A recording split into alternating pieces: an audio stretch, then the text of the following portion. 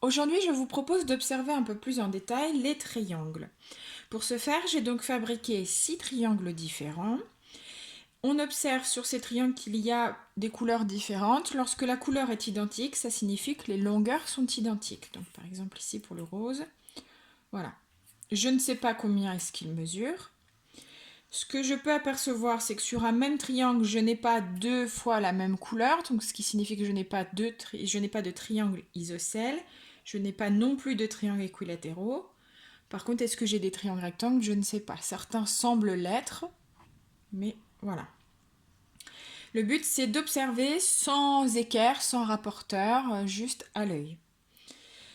Donc si je prends celui-ci et que je les regarde avec les autres, là je m'aperçois que bon, ils se ressemblent un peu ceux-là. Mais bon, quand je les superpose, il ne se passe pas grand-chose. Ok. Là, je vois bien que celui-ci, il n'en a pas d'autres qui ont la même forme. Donc je peux les tourner, hein, bien évidemment. Je peux même les mettre dans l'autre sens. Là, je m'aperçois que celui-ci, il a l'air un peu seul. Est-ce que éventuellement je pourrais le mettre avec celui-ci? Donc là, j'ai une longueur qui correspond. Par contre, là, au niveau des angles, ça ne correspond pas puisque j'ai un décalage. Là non plus. Et là encore moins. Bon, celui-ci, il a l'air un peu seul. Je vais le mettre de côté. Je vais le mettre un peu plus haut.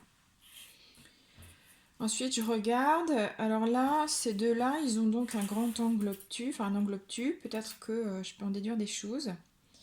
Alors là, hop, ça se superpose. Est-ce que c'est le cas pour les deux autres angles? Donc ici, oui. Et le dernier angle, oui. Ah, donc là, j'ai trouvé quelque chose avec ces deux triangles. Celui-ci et celui-ci.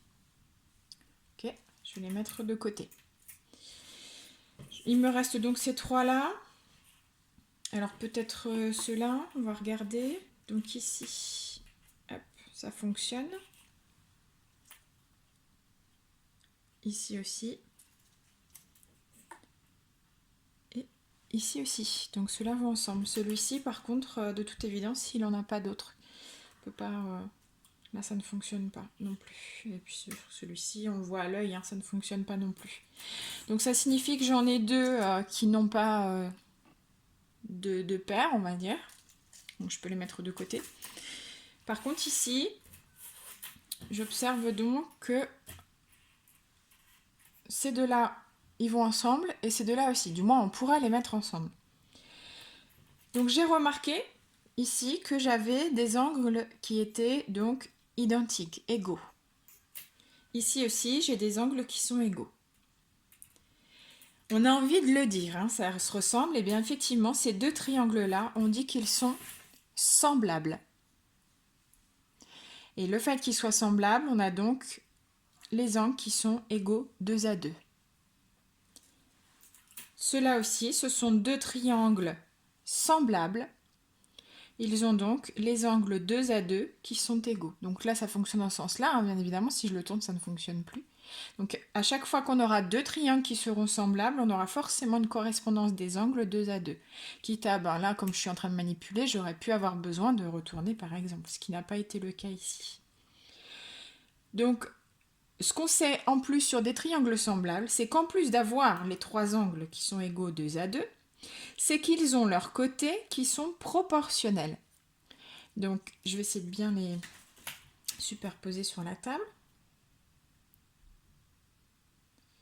Donc ici, j'ai une proportionnalité jaune-orange avec noir-rose. Et une proportionnalité vert-gris. Donc là, ça paraît pas bien posé, mais c'est parce que voilà, on a en manipulation avec les attaches parisiennes, il y a des petits écarts ici, mais c'est bien le cas, hein, ils sont bien semblables. Ici aussi, donc j'ai les trois angles égaux, là, les deux là, ces deux-là sont égaux.